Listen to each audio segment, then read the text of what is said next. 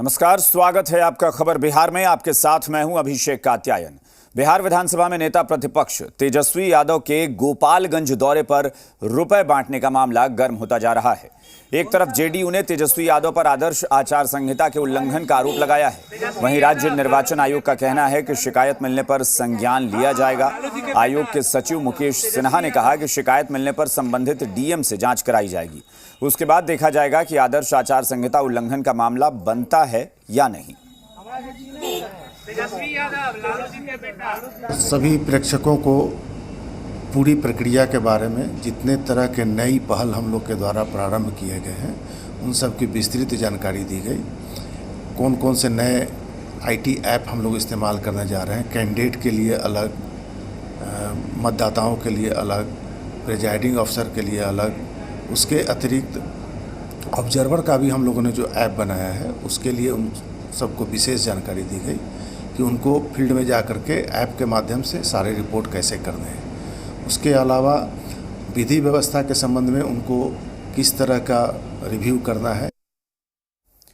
तेजस्वी यादव के नोट बांटने के मामले पर सियासत गर्म हो गई है। किस दल के नेता ने क्या कहा, वो सुनिए।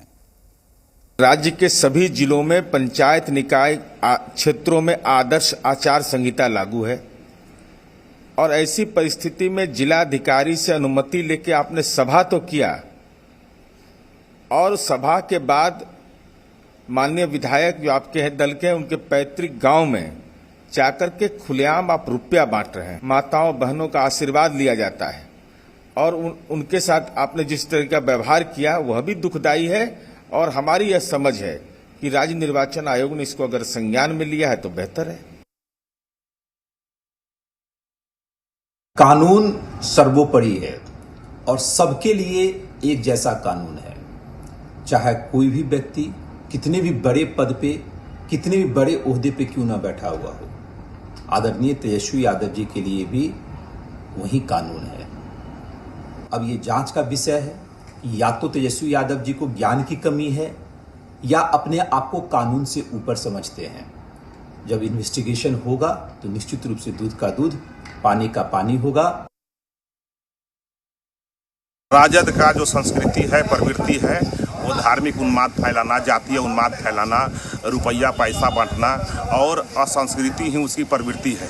तो राजद अपने प्रवृत्ति के अनुसार, तेजस्वी यादव अपने पिता के संस्कृति के अनुसार ही काम कर रहे हैं। इसीलिए चुनाव आयोग ने संज्ञान लेते हुए उन पर कार्रवाई करने का आदेश दिया है। यह बहुत ही चुनाव आयोग के काबिले तारीफ काम है। तेजस्वी यादव जी अगर किसी भूखे को, किसी प्यासे को खाना और पानी के लिए पैसे दे दिए तो कौन सा गुनाह कर दिया? सत्ताधारी दल के नेताओं को तेजस्वी फोबिया है। तेजस्वी यादव जी निकलेंगे, लोगों के बीच में जाएंगे तो परेशानी है।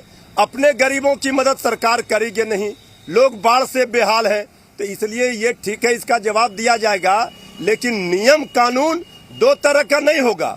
नेता विरोधी दल के लिए कुछ और है और सत्ता पक्ष के लिए कुछ और है। तेजस्वी यादव पे चुनाव आचार संहिता का मामला इसलिए नहीं बनता कि वो न चुनाव लड़ रहे हैं और न किसी प्रत्याशी के प्रचार में वहां गए हैं।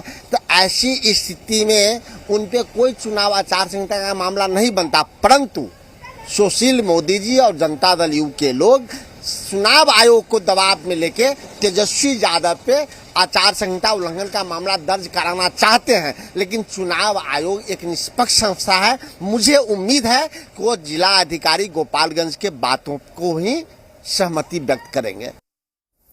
और इस वक्त पटना से जी मीडिया संवाददाता आशुतोष हमारे साथ जुड़ गए हैं। सीधा रुख करते हैं वहीं का। और आशुतोष, चूंकि पहला तो यही सवाल उठता है कि क्या ये मामला बनता है या नहीं आचार संहिता उल्लंघन का। दूसरी बात यह है कि जो आरजेडी दलील दे रही है कि पैसे उन लोगों को बांटे गए जो लोग भूखों मर रहे हैं, भूखमरी की स्थिति है, लेकिन फिर भी अमूमन मदद पहुंचाई जाती है तो राशन पानी की व्यवस्था की जाती है, न कि कैश बांटने की व्यवस्था। कैश बांटने पर हमेशा से सवाल उठते रहे हैं नेताओं पर।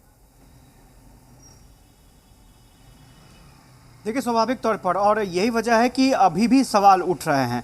लेकिन यहाँ कुछ देखना होगा कि तकनीकी पहलू हैं। आप सीधे कैश बांटने को आप आचार संहिता का उल्लंघन नहीं बता सकते हैं। हालांकि राज्य निर्वाचन आयोग ने कहा है कि पूरे मामले की जांच हो सकती है अगर इस तरह का कोई कंप्लेन आता है तो।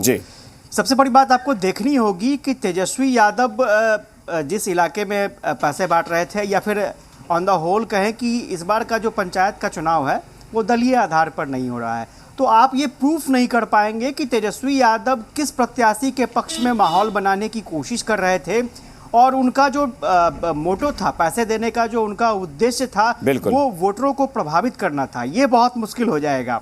सबसे माइनस पॉइंट यही होता है कि तेजस्वी यादव पर बनता नहीं है मामला। लेकिन हाँ, दूसरी तरफ आप देखेंगे तो आदर्श आचार संहिता लागू है, और उसमें आप पैसे नहीं बांट सकते हैं।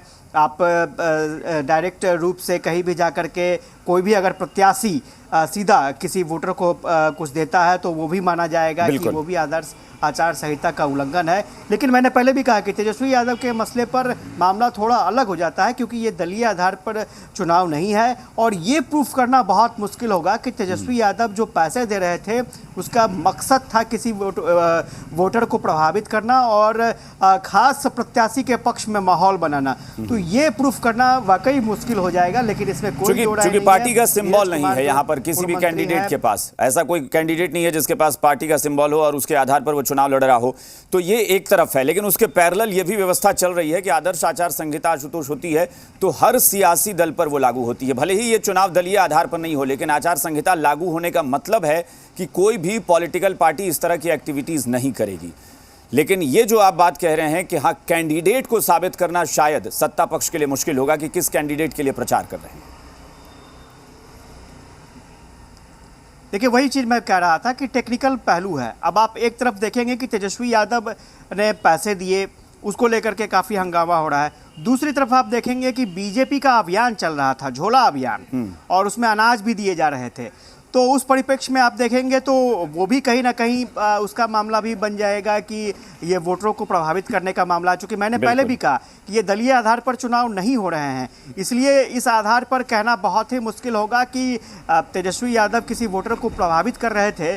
अगर आप उस परिप्रेक्ष्य में जाएंगे तो कहीं ना कहीं आपको फिर बीजेपी की तरफ से जो अभियान चलाया जा रहा है, झोला अभियान, तो उसको भी आपको देखना पड़ेगा, क्योंकि वो भी कहीं ना कहीं एक आदर्श आचार संहिता का उल्लंघन माना जाएगा। और ये भी माना जाएगा कि अगर बीजेपी चाह रही है कि फला प्रत्याशी जो है वो वोट पाए, वो वोट ज़्यादा लाए, तो वो वोटरों को प्रभावित करने की कोशिश कर रही है। तो मैंने पहले भी कहा कि ये टेक्निकल इशू है, ये राज्य निर्वाचन आयोग को फैसला करना है कि तेजस्वी यादव पर मामला बनता है या नहीं। बिल्कुल, और शायद यही वजह है कि राज्य निर्वाचन आयोग ने खुद से उस मामले में संज्ञान नहीं लिया है और कहा है कि नहीं, अगर कोई कंप्लेन आती है तब हम उसकी जांच कराएंगे।